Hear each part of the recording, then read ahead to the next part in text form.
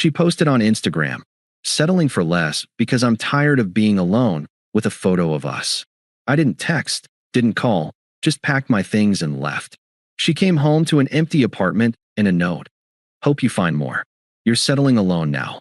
Hey viewers, before we move on to the video, please make sure to subscribe to the channel and hit the like button if you want to see more stories like this. Thanks. From the start, I was all in. Emma had been through a rough patch, laid off from her previous job during the pandemic, dealing with some family drama involving her mom's health. I stepped up. When she couldn't make rent on her tiny studio, I suggested we move in together after about a year of dating. It made sense. My place was bigger, closer to her new job. I handled most of the logistics, packing her stuff, setting up the utilities in both our names, even surprising her with a little home office nook because she dreamed of starting her own influencer side gig. "You're my rock," she'd say, curling up next to me on the couch after a long day. I sacrificed for us without a second thought. There was that time last summer when I turned down a promotion that would have involved relocating to another city. It came with a big pay bump, but Emma was finally getting traction at work, and she begged me not to uproot everything. "We just got settled here," she said, tears in her eyes.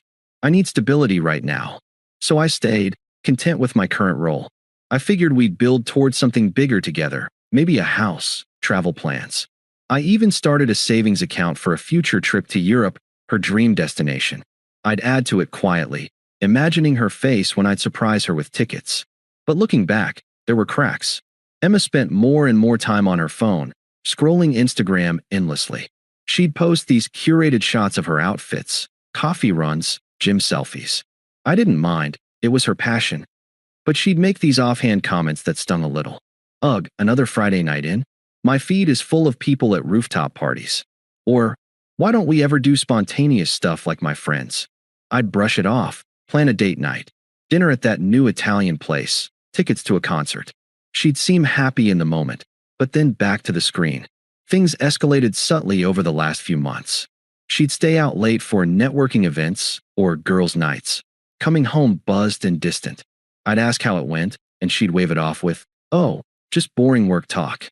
I trusted her, didn't pry, but I noticed her liking posts from this guy Jake, a coworker she mentioned in passing, some charismatic sales rep with a flashy profile full of adventure shots, skydiving, beach vacations, the works. I didn't think much of it at first. Jealousy isn't my style. Then, one evening about 6 months ago, I was winding down after a long workday. Emma was out, another girls' night.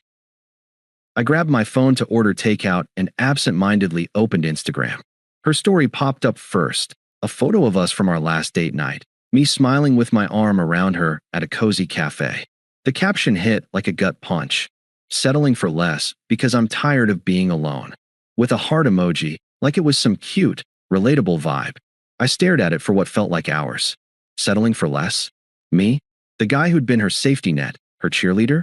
I refreshed the app, thinking maybe it was a glitch, but no, there it was, public for her 2,000 followers to see. Comments started rolling in. A few laughing emojis from strangers, one from a mutual friend saying, "Girl, you deserve the world." My chest tightened. It wasn't just a vent, it was a public declaration that I was her consolation prize. The humiliation burned. Our friends would see this, her family, maybe even co-workers. Why post that? If she felt that way, why not talk to me? I sat there in the quiet apartment, the one we'd made together, replaying our relationship. The sacrifices, the late nights listening to her vent about work, the way I'd put her first. Confusion swirled. Was I really less? Had I missed the signs? I felt the unfairness settle in, heavy and raw. But anger? Not really. More like a cold clarity. This wasn't fixable with a conversation. She'd crossed a line, turning our private life into a punchline for likes. No yelling, no frantic texts. I got up, pulled out my duffel bag, and started packing. That night, while Emma was out, probably laughing with her friends or whoever, I methodically went through the apartment. I didn't take anything that wasn't mine. Clothes, my laptop, a few books from the shelf. The shared stuff? Left it. The coffee maker I'd bought as a housewarming gift for us. Hers now. I even left the framed photo of us on the mantle, the one from our first vacation to the coast. Let her stare at that. As I zipped up the bag, my phone buzzed, A notification from Instagram. More likes on her post. I didn't open it. Instead, I sat at the kitchen table, the one where we'd shared so many meals, and grabbed a notepad. My hand was steady as I wrote. Hope you find more. You're settling alone now. Simple, no drama. I placed it on the counter next to my key, took one last look around, the plants I'd watered, the couch where we'd binge-watched shows, and walked out. Locked the door behind me for the last time. I drove straight to my buddy Mark's place. He'd been my roommate in college, always had a spare room. Dude, what happened? He asked when I showed up unannounced, bag in hand. I showed him the post. His eyes widened. That's brutal. You gonna call her out? Nah, I said, collapsing on his couch. I'm done. Let her come home to it. We cracked open a couple beers, and I vented a bit. Not raging, just processing. I gave up that promotion for her, man. Turned down better opportunities because she said she needed me here. And this is what I get? A public roast. Mark nodded. She's an idiot. But you're handling it like a boss. No scene, just out. That first night was rough. I lay awake, replaying the caption in my head. The silence after leaving felt deafening. No impulse to text her, beg for an explanation. Just a hollow ache, wondering how long she'd felt that way. Unfair didn't cover it. She'd humiliated me without a heads up after all I'd invested. But I didn't spiral. The next morning, I blocked her on Instagram and other socials. Kept my phone line open, though, curious if she'd reach out. For now, I focused on logistics, crashing with Mark, updating my address at work quietly. No big announcements. I just detached. The weeks that followed were a blur of quiet rebuilding. I took a few days off work to get my head straight. Told my boss it was a family emergency, which wasn't entirely a lie. Mark let me crash indefinitely, and I threw myself into routine to drown out the noise. Gym in the mornings, work during the day, evenings reading or hiking solo. I'd always been the guy who planned ahead, but now I channeled that into myself. No more putting someone else's dreams first. At first, the silence from Emma was deafening in its own way. I'd expected a barrage right away, but it took her about 12 hours to realize. My phone lit up around midnight that first night. Missed calls, then texts. What the hell? Where are you? This isn't funny. Come home. I didn't respond. By morning, more. Saw your note. That's petty AF. We need to talk like adults. Still nothing from me. I blocked her number temporarily to focus, but kept an eye on mutuals in case things escalated. The confusion hit hardest in those early days. I'd wake up replaying that post, questioning everything. Was I really less? Had I been blind to her drifting? Flashbacks crept in, like the time I'd surprised her with a weekend getaway to a cabin upstate, scraping together the cash from overtime. She'd posted about it glowingly then. Best escape ever with my fave. Now it felt tainted. Or when she'd lost her job last year, and I'd covered rent for months while she figured things out.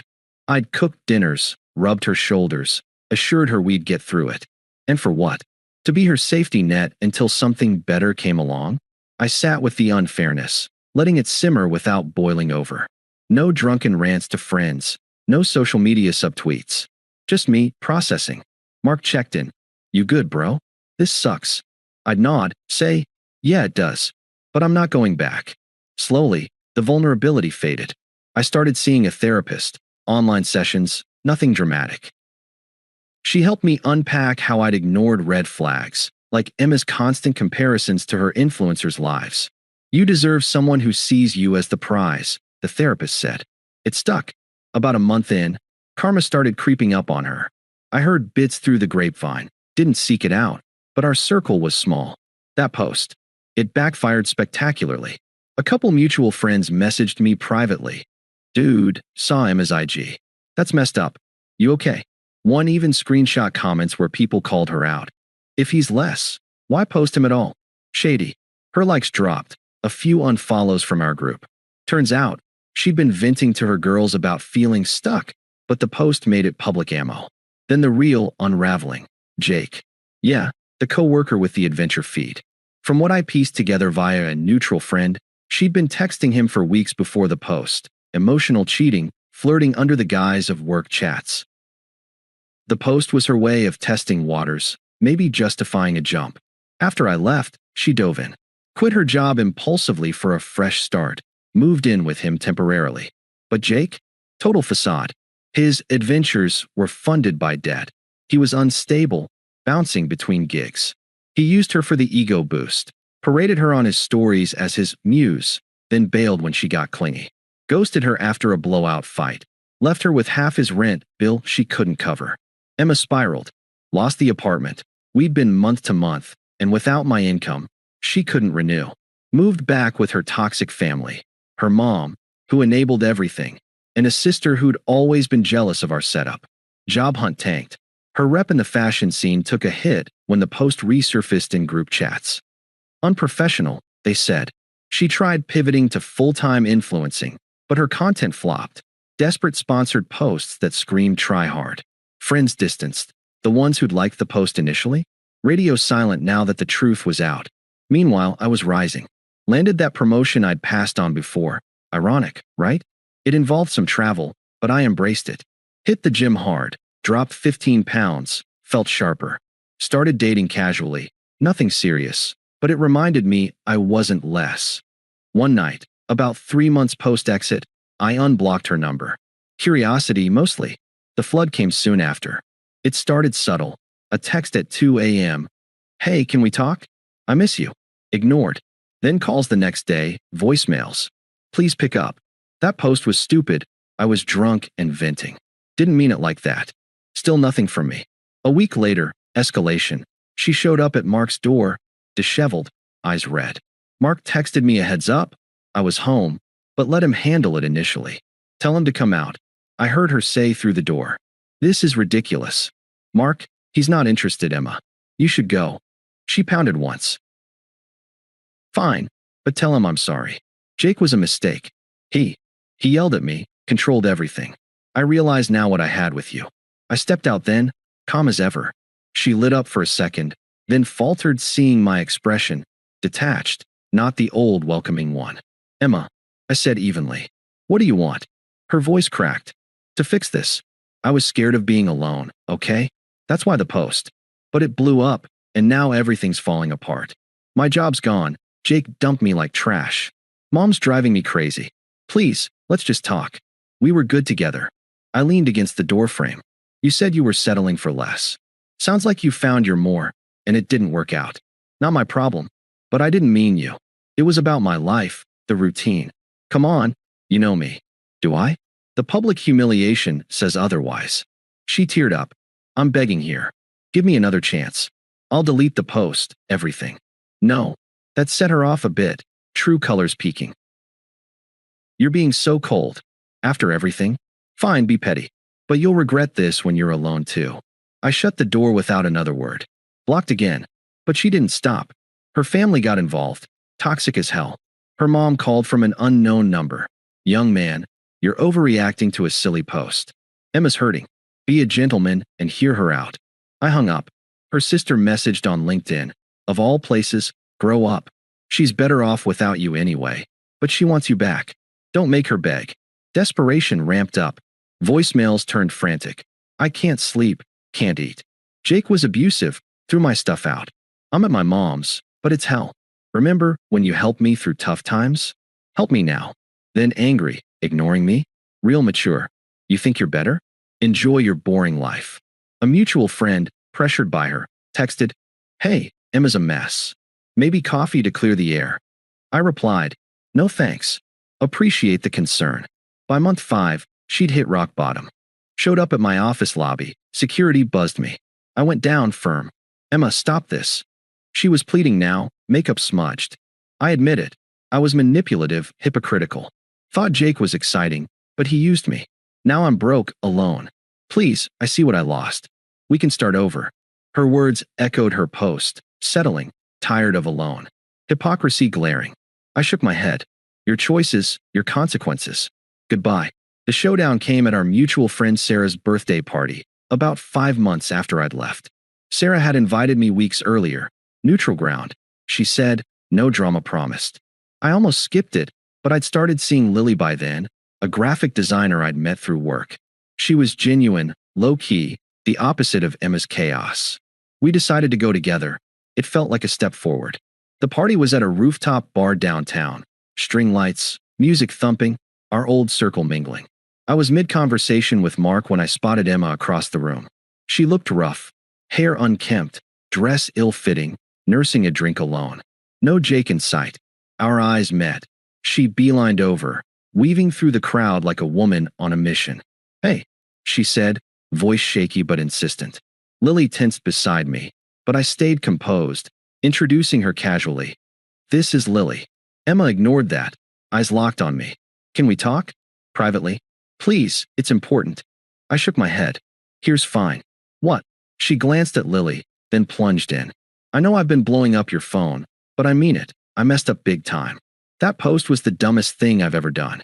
I was frustrated, feeling trapped in our routine, and Jake seemed like an escape. But he was a nightmare. Controlling, lied about everything, left me with nothing. I'm crashing at Mom's, job hunting's a disaster, and I can't stop thinking about us. You were stable, kind, everything I need. Let's try again. I'll change, delete my accounts, whatever it takes." Her words hung there, desperate and raw. The hypocrisy hit, begging for this settling she'd mocked. I felt nothing, no pity, no pull, just clarity. "You said you were settling for less because you were tired of being alone." I replied evenly, mirroring her caption. "Looks like you got what you wanted, more excitement, right? But now you're alone anyway. Your choices led here, Emma. I've built something better without the drama." Tears welled up. "That's cruel. After 3 years? I thought you cared." "I did. Past tense. You're irrelevant to my life now." She flushed, anger flashing. "Irrelevant. You're upgraded with her." She gestured at Lily. "Fine. Enjoy your boring upgrade. But you'll miss what we had. The spark, the fun." "No," I said firmly. "I won't." I turned back to Lily and Mark, effectively ending it. Emma stormed off, muttering something about me being heartless. A few friends shot her looks. The truth had spread by then. No one defended her. That night solidified it. Power reversed. She saw me thriving, happy, while she unraveled. No more outreach after that. Maybe she finally got the message. Update 1. 2 weeks later things have quieted down. Blocked her everywhere permanently, including her family's numbers. Work's going great. Traveled for that promotion. Closed a big client deal. Lily and I are official. She's met my folks, and it's effortless. No games, just mutual respect. As for Emma, heard through Sarah she's still struggling. Posted a vague story about learning from mistakes, but I didn't check myself. Blocked and forgotten. Final update, 6 months post-breakup Reddit. If you're wondering AITA? Nah, I know I'm not. That post was the wake-up call I needed. I've got a new apartment downtown, hitting personal bests at the gym, even planned that Europe trip for me and Lily. Karma's ironic. Emma's settling alone became her reality, while I stopped settling at all. If she sees this, hope you've found your more. I'm good without it. Thanks for the vent, folks. Out. Thanks for watching. Make sure to subscribe to the channel and hit the like button. What do you think about this story? Share it in the comments.